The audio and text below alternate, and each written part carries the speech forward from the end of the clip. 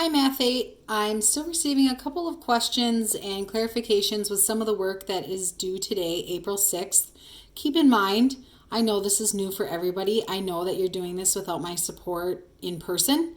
So I understand if you're not ready for today. Get that stuff to me when you can. And I don't want you to stress, but keep asking questions, okay? So this is from the second half of 8.4, so the second half of that worksheet that was shared with 8.3. So this is number 9. We're using elimination, which means that we're working to, is this better? Maybe that's better. We're working to figure out which of these variables we could cancel. When we started doing this, we were like, oh, Ms. Carlson, this is so easy because one of these just matches and then we cancel it. Well, that's not always the case, and it's not really very realistic.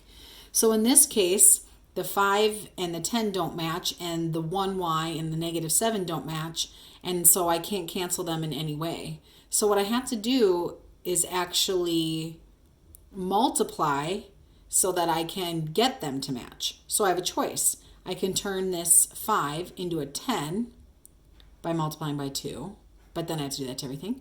Or I can turn this 1y into a 7y by multiplying everything by 7. So those are my options. For me personally, it seems to make sense to multiply by 2, except I really like how this is a negative and this is a positive, because then I can just add them together. So I'm actually going to do that. So I'm going to multiply everything by 7. And then, yes, I'm going to rewrite everything. So 5 times 7 is 35, x, terrible x, plus 7 times y, 7y, equals 7 times 9. And then I can just write the second equation down.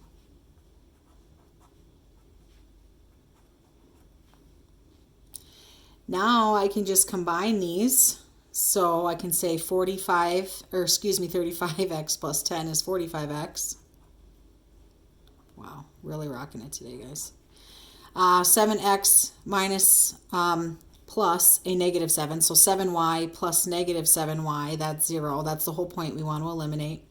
And then 63 plus negative 18. Well, adding a negative is the same as subtraction, so I can just subtract these. I'll have to borrow.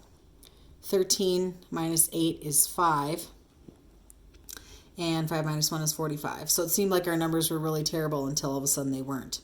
So I'm going to divide by 45, divide by 45, and then the x is 1. Remember, that's only half the answer. I still need to find y. You always want to plug it back into the original equation, so I'm going to plug this back into the smaller one and say, okay, 5x plus y equals 9. Well, 5 plus what equals 9? 4. I could also just write that all the way out.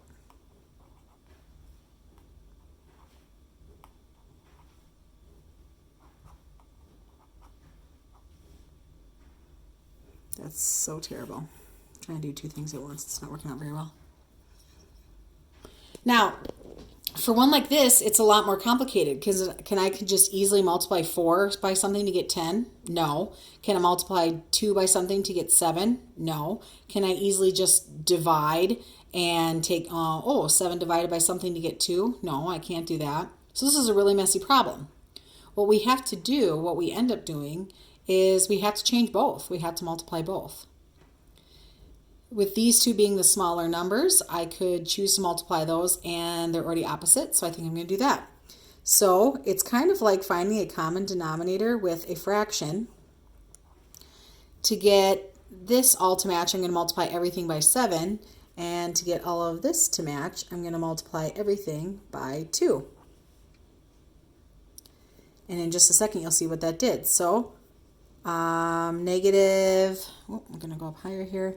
Negative 4 times 7 is negative 28x. Negative 2 times 7 is negative 14y. And 14 times 7, I have no idea, so I'll have to multiply that out. 98. I knew it. Negative 10 times 2 is negative 20. 7 times 2, ding, ding, ding. This is what we were looking for. And negative 25 times 2 is negative 50. Now, these are already opposite from each other, so I get to add again. Negative 28 and negative 20 is negative 48x. Negative 14y and positive 14 is 0.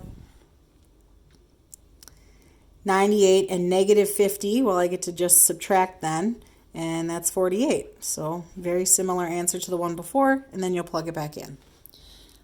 I also had a question on 8.5. This is the first one on 8.5, and it's asking you to graph.